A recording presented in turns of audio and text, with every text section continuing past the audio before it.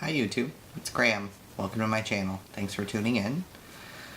Today's video is going to be another chatty one, so feel free to put me on in the background. You can open up your sketchbook or do your dishes, fold your laundry, whatever it is you want to do, or you can sit here and look at my face and we can have a little chat. What I'm going to talk about today is equal parts important to me and also kind of difficult to talk about. I wanted to talk about kind of the impetus for my starting my art journey. I've mentioned a couple times that I started to make an art every day December 17th last year, and that's kind of a random date, but it's important to me. And the importance of that comes from a little bit of a backstory.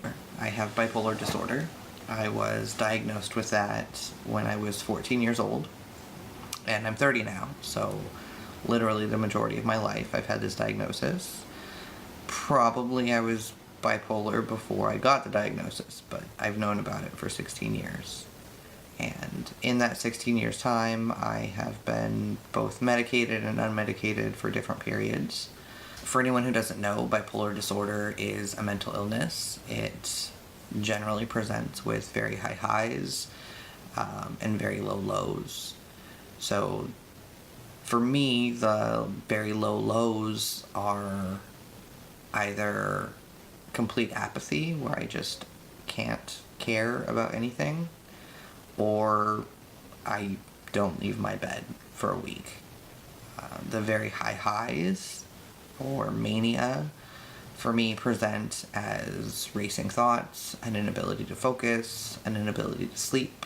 I will sometimes go days or even a week without sleeping, or I'll sleep for an hour a night, and debilitating anxiety. For anyone who's never had an anxiety attack or a panic attack, the best way I can explain it is your mind and body are completely convinced that you are being attacked by a tiger, despite there not being a tiger anywhere near you. I live in Brooklyn. There aren't many tigers here, but you get all of the physiological reactions to being attacked by a tiger. So you have the high adrenaline, you have the racing thoughts, your heart is going a million miles an hour. It makes it really hard to function. And in December, I was in one of my unmedicated periods, and I was reaching the point of being pretty incapacitated by my anxiety. And that's really unfortunate for anyone, specifically anyone who has a full-time job and a family. There's no pause button on my life. I would assume that there's no pause button on anyone's life. You can't just check out for a while because you have debilitating anxiety. I started doing art kind of on accident, and mostly because of my kids. My youngest son is very into drawing. He's also completely obsessed with something called Five Nights at Freddy's, which is a very, very disturbing video game. But he wanted me to draw some characters for him. I think the character's name is Ennard. So probably for the first 2 weeks, I drew Ennard for him every day because he asked me to. After that, it was some 3 to 5 marker challenges with my daughter. She's really into Copics. And then we made up a couple family games that we started playing around drawing, and I realized that this art thing that I was doing kind of on accident was helping. When I was making art, the tiger wasn't there anymore. I could breathe. I could function. And so I started doing it. And it has evolved since then. I have started since then seeing a doctor, and I'm back on medication, which is great. But art has become a passion of mine. And it's something that I really enjoy doing. And it's something that also still very much helps my anxiety. So I definitely don't have the debilitating levels of anxiety that I had the end of last year, but I still do get occasional bouts of it, and And I can sit down at my desk with a paintbrush and some paints and an idea and make art. And before I know it, an hour or two has passed, and I'm calmer and I'm more centered, and it's therapeutic for me. And I don't think I'm alone in that. I've heard from a number of different people that art is a therapy for them as well, and it's something that helps to calm their feelings and their anxiety. I think it might be a little bit of overstatement to say that art cured me or art saved me. It feels that way a little bit sometimes, but that's probably not all of it. The medication definitely helps. But art's a big part of it.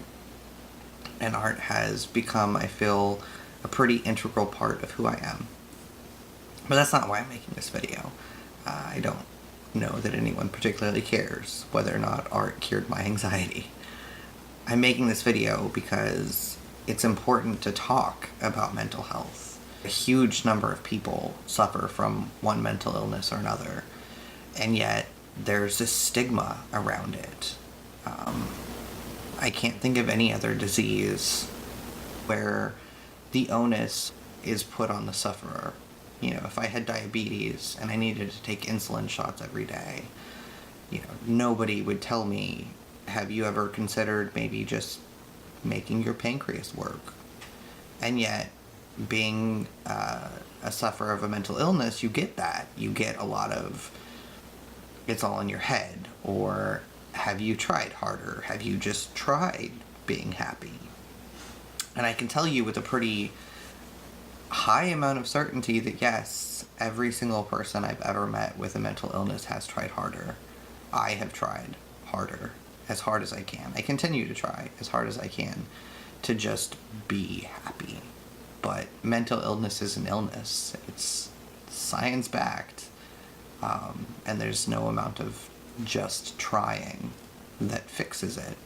I think a lot of the reason why I spent so much time in my life unmedicated was because of that stigma, because I don't want to be sick. Nobody wants to be sick.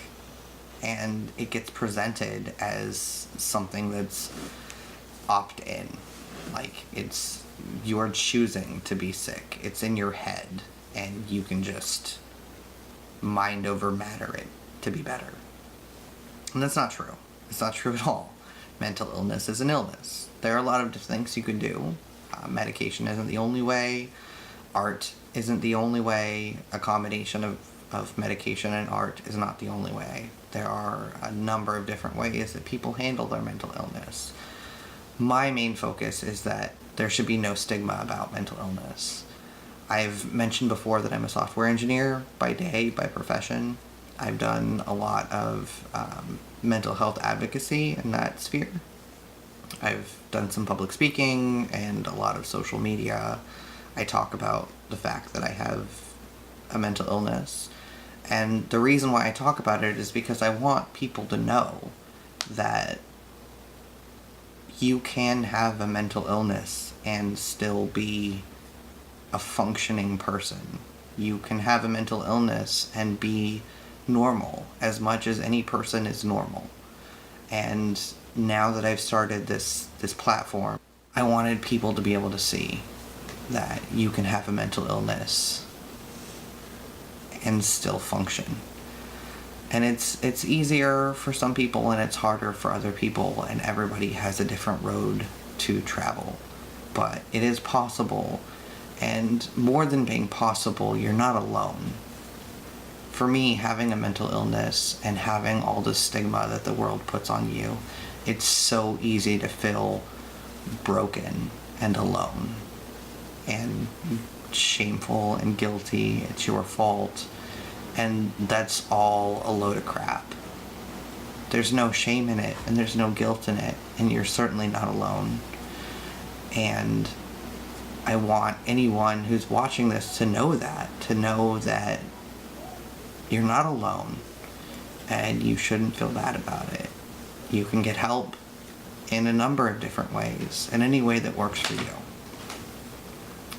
And you can live a happy, fulfilling life with a mental illness. For me, art has played an integral role in that. It's become part of who I am. And being mentally ill is also part of who I am. And I think that that comes through in my art. And that's not a bad thing. It's a part of who I am. And that's the beauty of art. Who you are comes out on the canvas or the paper or whatever it is you're using. And it's a beautiful thing. Even an illness can be a beautiful thing when it's part of your self-expression. And a facet of who I am, however big or small that is a person with bipolar disorder. And it comes through in my art. Art has become an outlet for it in some ways. And that's an amazing thing. It's an amazing feeling to turn something that has been for so long in my life, this shame-riddled, guilt-ridden mar on who I am, and to turn it into something that is constructive and helpful, and also in my control. Another reason why I have trouble seeking help from other people when it comes to mental illness is because it feels very much like I'm not in control. That's something that's very hard for me, and something that actually leads to anxiety. And art for me is something that is 100% in my control. It is therapeutic. It makes me feel better. It does amazing things for me.